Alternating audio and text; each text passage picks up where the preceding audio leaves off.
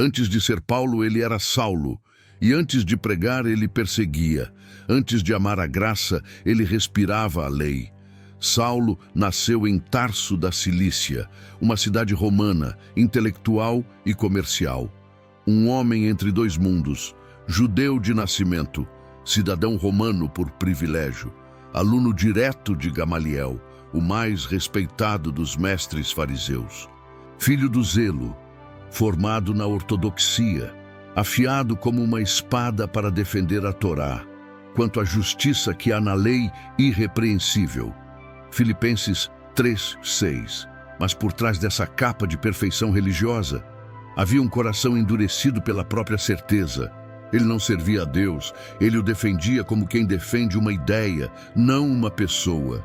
Foi assim que ele se levantou contra os cristãos, a nova seita, o novo caminho, a ameaça. Enquanto Estevão morria apedrejado por pregar Jesus, Saulo segurava as capas dos assassinos e consentia com cada pedra, porque para Saulo, Jesus era uma farsa, uma blasfêmia, um perigo que precisava ser silenciado. Ele percorreu cidades com autorização para prender, interrogar e punir seguidores do Nazareno, tão certo de sua missão, tão convicto de estar fazendo a vontade de Deus. E assim, no auge do seu zelo, no fervor da sua religião, ele cavalgava rumo a Damasco, sem saber que a luz que destruiria todas as suas certezas estava prestes a encontrá-lo no meio da estrada. O sol já estava alto quando Saulo partiu para Damasco. O suor escorria sob a armadura de convicções. Cada passo do cavalo ecoava como o som de uma sentença contra os seguidores de Jesus. Ele não sabia, mas aquele seria o último dia do velho Saulo. A estrada era longa, empoeirada, mas a convicção era mais firme que o chão que pisava. Saulo estava pronto para prender homens, mulheres, famílias inteiras. Não haveria piedade, não haveria hesitação. Até que uma luz, não uma luz comum, não uma luz que apenas ilumina os olhos, mas uma que atravessa a alma. A Bíblia diz que um resplendor o cercou do céu, mais brilhante que o sol do meio-dia, tão forte que o derrubou do cavalo como uma folha lançada ao vento. Atos 9:4. Saulo, Saulo, por que me persegues? Ele tremeu, se encolheu, caiu de joelhos. A voz não vinha de dentro, vinha de além e era firme, mas cheia de dor. Atos 9:5. Quem és tu, Senhor? E a resposta rasgou séculos de teologia humana. Eu sou Jesus, a quem tu persegues.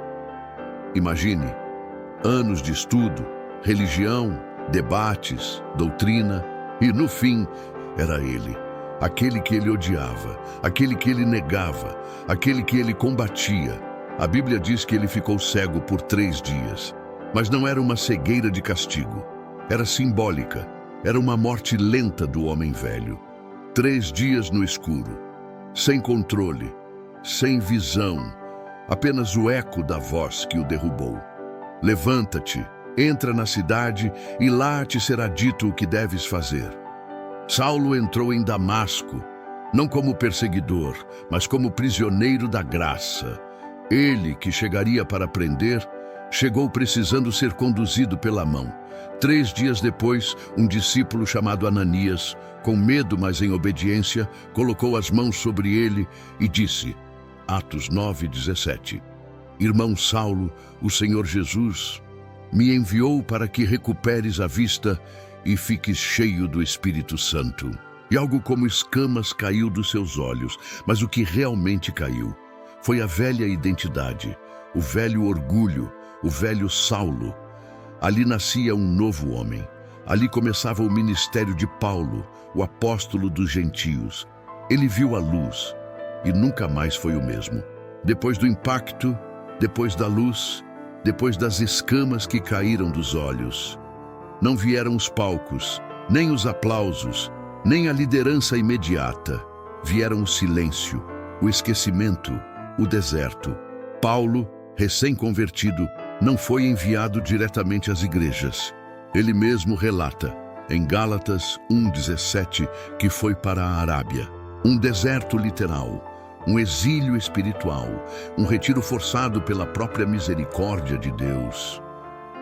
Durante 3 anos, ele permaneceu escondido do mundo, mas exposto diante de Deus. O homem que conhecia as Escrituras agora precisava reler tudo, sob nova luz, com novos olhos, com o coração despido da arrogância de Saulo e, aos poucos, revestido da compaixão de Paulo. Ali, sob o sol escaldante e as noites geladas, sem multidões, sem debates, sem discípulos, apenas ele e o Espírito. Talvez ele tenha relembrado os textos dos profetas. Talvez ele tenha chorado pelas vidas que prendeu, pelas famílias que destruiu. Mas certamente foi nesse período que ele desceu ao Vale da Humildade. Foi ali que a teologia virou verdade, que o orgulho virou arrependimento e que o perseguidor virou servo. Enquanto todos pensavam que Paulo havia sumido, ele estava sendo forjado, porque é assim que Deus forma seus generais. No secreto, Moisés teve seus 40 anos no deserto, Davi seus anos nas cavernas e Paulo seus 3 anos na Arábia. Para o mundo, tempo perdido. Para Deus, tempo de preparo. 2 Coríntios 12:9. Minha graça te basta, porque o meu poder se aperfeiçoa na fraqueza. Ali, no pó da Arábia, nascia a firmeza doutrinária que moldaria as igrejas. Ali, no meio do nada, crescia a voz que um dia ecoaria até Roma. Não despreze os seus desertos. Pode ser ali, no silêncio, na dor, no anonimato, que Deus esteja escrevendo a parte mais poderosa da sua história. Quando voltou do deserto, Paulo já não era mais Saulo, mas isso só ele sabia, porque para muitos ele ainda era o perseguidor, o caçador de cristãos, o inimigo do caminho. Imagine o peso de entrar na sinagoga e ver os olhares desconfiados, os sussurros, os braços cruzados. Ali estava o homem que antes mandava prender e agora falava como um transformado. Atos 9:20. E logo nas sinagogas pregava que Jesus era o Filho de Deus. O que para ele era revelação, para os outros era ameaça.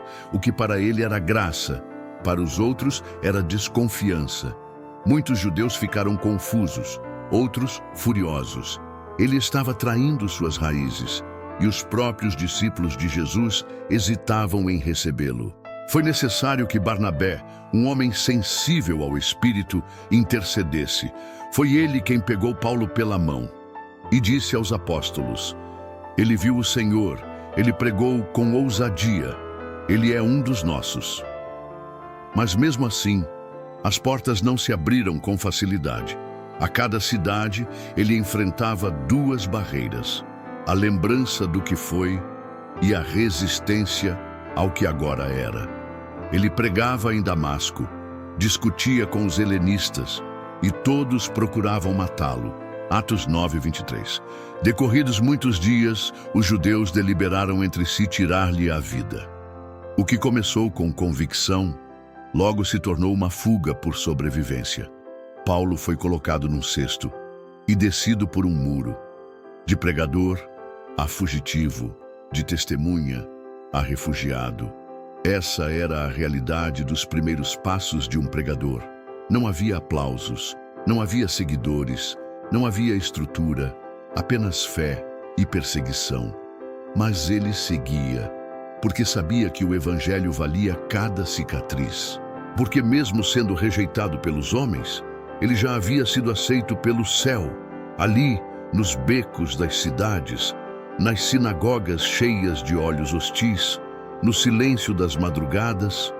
O apóstolo estava sendo lapidado, não com títulos, mas com rejeição, não com elogios, mas com portas fechadas. E foi nesse caminho estreito que o pregador de voz forte se tornou um vaso de coração quebrado. Depois da rejeição inicial, depois das dúvidas e ameaças, depois do deserto e da reconstrução, Paulo estava pronto, não para conforto, mas para a missão. Ele sabia que sua vida jamais voltaria ao eixo comum. Seu mapa era o céu, mas sua rota passaria por cada canto da terra. Foi então que começou a maior campanha missionária da história cristã. Não com navios luxuosos, não com financiamento ou estrutura, mas com fé, coragem e sandálias gastas. Barnabé foi o primeiro companheiro. Antioquia, a primeira base. Chipre, Panfilha, Icônio, Listra. E em cada lugar, Paulo pregava Jesus com poder, verdade e lágrimas. Atos 13:47. Eu te pus para a luz dos gentios, para que sejas de salvação até os confins da terra. Paulo sabia que seu chamado era diferente. Não era para os que já conheciam, mas para os que nunca ouviram. Pagãos, gregos, romanos, idólatras, homens e mulheres longe da promessa, mas desejados pelo coração de Deus. Nas sinagogas era escorraçado, nas praças era ridicularizado, mas nas casas, o Espírito fazia morada. Em Listra, curou um paralítico e foi quase adorado como um deus pagão. No mesmo lugar, dias depois, foi apedrejado e deixado como morto. Mas levantou-se, não porque não doía, mas porque ainda havia cidades esperando ouvir o Evangelho. Ao lado de Silas, atravessou continentes, pregou em Filipos, onde cantou na prisão, em Tessalônica, onde foi expulso com violência, em Bereia, onde foi recebido com nobreza. Depois, Atenas, o centro da filosofia, o altar ao Deus desconhecido, virou palco para a verdade. E então Corinto, Efésios, Pérgamo, Colossos. Por onde passava, deixava rastros de fé, e comunidades inteiras eram transformadas. Mas não havia glamour, nem estabilidade, nem retorno financeiro. Havia fome, cansaço, incompreensão, mas havia um fogo, um chamado, uma voz que dizia, como no caminho de Damasco: eu te mostrarei quanto te importa sofrer pelo meu nome. Atos 9:16. 3 grandes viagens, milhares de quilômetros a pé, de barco sob sol e tempestade. Em cada parada, uma nova igreja. Em cada despedida, um novo risco. Em cada lágrima, uma semente de eternidade. Porque Paulo não via cidades, ele via almas. E não media seu sucesso pelo número de conversões, mas pela fidelidade ao chamado. Antes de cada carta, havia uma ferida. Antes de cada ensinamento, havia uma dor. Antes de cada revelação, havia uma prisão. O ministério de Paulo não foi pavimentado com palmas, mas com pedras, não com tapetes vermelhos, mas com correntes de ferro. 2 Coríntios 11, 24, 27. 5 vezes recebi dos judeus uma quarentena de açoites menos 1. 3 vezes fui açoitado com varas. 1 vez fui apedrejado. 3 vezes sofri naufrágio. 1 noite e 1 dia passei no abismo. Esse era o preço de pregar o Evangelho. Esse era o salário terreno de um apóstolo da fé. Em Filipos, foi lançado ao cárcere com Silas, mas ali, na meia-noite, com os pés presos e as costas em carne viva, eles cantaram e os céus ouviram, e a terra estremeceu, as cadeias caíram, mas Paulo não fugiu, porque o cárcere não era sua prisão, era seu púlpito. Em Jerusalém foi espancado pela multidão, preso injustamente por 2 anos em Cesareia, acorrentado diante de reis, julgado diante de governadores, mas nunca se calou. E quando foi levado para Roma, o navio afundou. Mesmo no naufrágio, ele liderou. Mesmo molhado e tremendo de frio, acendeu fogo para aquecer outros. E quando foi picado por uma serpente, sacudiu a mão com calma. Porque Paulo sabia: nada pode parar quem carrega um propósito eterno. Seus pés estavam inchados, seu corpo marcado, seus olhos talvez enfraquecidos, mas sua voz ainda estremecia o inferno. Atos 20, 23, 24. O Espírito Santo me revela que prisões e sofrimentos me esperam, mas em nada tenho a minha vida por preciosa. Paulo não buscava a dor, mas não a evitava, se fosse por Cristo. Porque cada cicatriz em seu corpo era uma assinatura de que ele havia pertencido ao caminho. Ele foi rejeitado pelos seus, odiado pelos religiosos, caçado pelos romanos, mas foi sustentado pela graça. A mesma graça que um dia o derrubou, agora o levantava, vez após vez. Paulo foi muitas vezes preso pelos homens, mas nunca deixou de ser livre em Cristo. Nem o tempo, nem as celas, nem os açoites impediram Paulo de escrever. Quando as portas das sinagogas se fechavam, quando as cidades o expulsavam, quando os homens tentavam silenciar sua voz, Deus abria um novo canal. As cartas não eram cartas formais, nem acadêmicas, nem frias. Eram gritos da alma, ensinos do Espírito e consolo para as igrejas. Cada carta de Paulo carrega o peso de sua caminhada, o suor das suas noites sem sono, as dores da sua carne e a urgência de quem sabia: o tempo é curto. Ali, entre correntes e muros de pedra, Paulo escrevia para aqueles que talvez nunca veria pessoalmente, mas que no coração eram seus filhos na fé. Romanos, sua obra-prima teológica, um tratado de salvação, graça, justiça e fé. Romanos 1,16. Porque não me envergonho do Evangelho de Cristo. 1 e 2 Coríntios, cartas a uma igreja problemática, cheias de conselhos, confrontos e amor pastoral. Gálatas, um clamor pela liberdade em Cristo, contra o legalismo, contra a tentativa de salvar-se por méritos próprios. Efésios, um cântico sobre identidade, sobre estarmos assentados com Cristo nos lugares celestiais. Filipenses, escrita da prisão, mas cheia de alegria. Alegrai-vos sempre no Senhor. Colossenses, Tessalonicenses, Timóteo, Tito, Filemão, cartas a igrejas, cartas a líderes, cartas a amigos, cartas ao mundo. E mesmo depois de 2000 anos, essas palavras ainda falam. Elas nos confrontam, nos instruem, nos sustentam.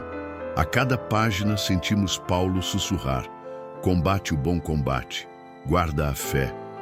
Paulo não sabia que suas palavras chegariam até aqui, mas Deus sabia.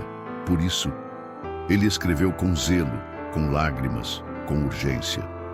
E mesmo com mãos feridas, escreveu com autoridade celestial. As cartas de Paulo não são apenas textos antigos, são testamentos vivos, são armas da fé, são espelhos para a igreja de hoje. Se Pedro foi a rocha visível entre os apóstolos, Paulo foi o arquiteto invisível das estruturas doutrinárias da igreja. Ele não construiu templos, não deixou monumentos, não reuniu multidões permanentes, mas plantou fundamentos eternos. Por onde passou, formou comunidades, não apenas com reuniões, mas com identidade, instrução e missão. Efésios 2:20. Edificado sobre o fundamento dos apóstolos e dos profetas, sendo o próprio Cristo a principal pedra angular. Paulo compreendia algo que muitos ainda ignoram. Cristianismo não é apenas crença, é conduta, não é só fé, é prática. Por isso, suas cartas sempre equilibravam o céu e a terra, teologia e aplicação, graça e responsabilidade, liberdade e santidade. Ele falava da justificação, mas também do perdão no casamento. Ele escrevia sobre predestinação e também sobre como tratar um escravo como irmão. Ele discutia os mistérios do corpo glorificado, mas não esquecia de instruir sobre oferta, comunhão e liderança saudável. Para Paulo, igreja não era evento, era corpo, era noiva, era casa espiritual. 1 Coríntios 3:10. Segundo a graça de Deus que me foi dada, pus eu, como sábio arquiteto, o fundamento. Ele corrigiu a imoralidade em Corinto, organizou a adoração em Éfeso inspirou a generosidade na Macedônia e ensinou a unidade entre judeus e gentios em Roma. Não com autoridade de homem, mas com paixão de pai espiritual. Ele viu divisões surgirem, rebeldes se infiltrarem, falsos evangelhos tentarem corromper a verdade, mas nunca recuou, porque Paulo não escrevia para agradar, ele escrevia para formar. Não bajulava, corrigia, consolava, exortava, treinava. Por isso, até hoje, as igrejas mais saudáveis seguem os princípios que ele deixou. Mesmo preso, Paulo era livre para edificar. Mesmo longe, era presente em autoridade e exemplo.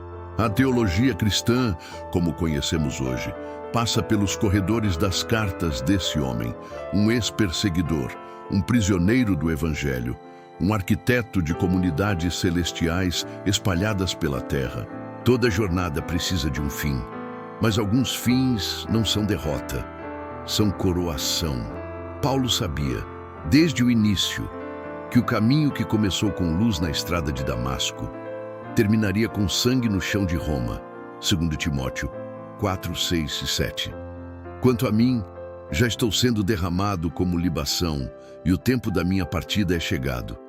Combati o bom combate, terminei a carreira, guardei a fé.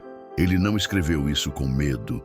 Escreveu com glória nos olhos, depois de anos de viagens, prisões, cartas, dores e frutos. Paulo foi levado à presença de César. Não tremia diante do imperador, pois já havia estado diante do Rei dos Reis. Seus acusadores eram muitos, suas cicatrizes, provas vivas, seu discurso direto.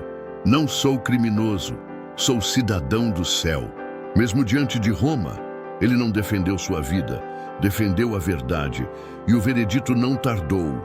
Condenado, sem direito à crucificação, pois era cidadão romano, mas com a cabeça a prêmio, Paulo seria decapitado. Alguns dizem que ele foi levado a um campo distante, fora dos muros de Roma. Outros, que estava acorrentado até o último passo. Mas o que importa não é onde, é como. Ele não morreu como um herege, morreu como um mártir, não como um derrotado, mas como um vencedor. 2 Timóteo 4:8. Já agora, a coroa da justiça me está guardada. Paulo morreu de cabeça erguida, mesmo quando a espada a levou, porque a sua vida já estava escondida em Cristo, e sua morte era apenas a travessia para o prêmio. Seus inimigos apagaram sua voz da terra, mas não puderam calar a eternidade de suas palavras. Hoje, a Roma que o condenou é apenas ruína, mas Paulo vive em cada página, em cada igreja, em cada conversão, em cada coração que diz: combati o bom combate. Paulo partiu, mas sua voz permanece, não ecoando em palácios, mas em corações sedentos, não gravada em mármore, mas inscrita nas Escrituras.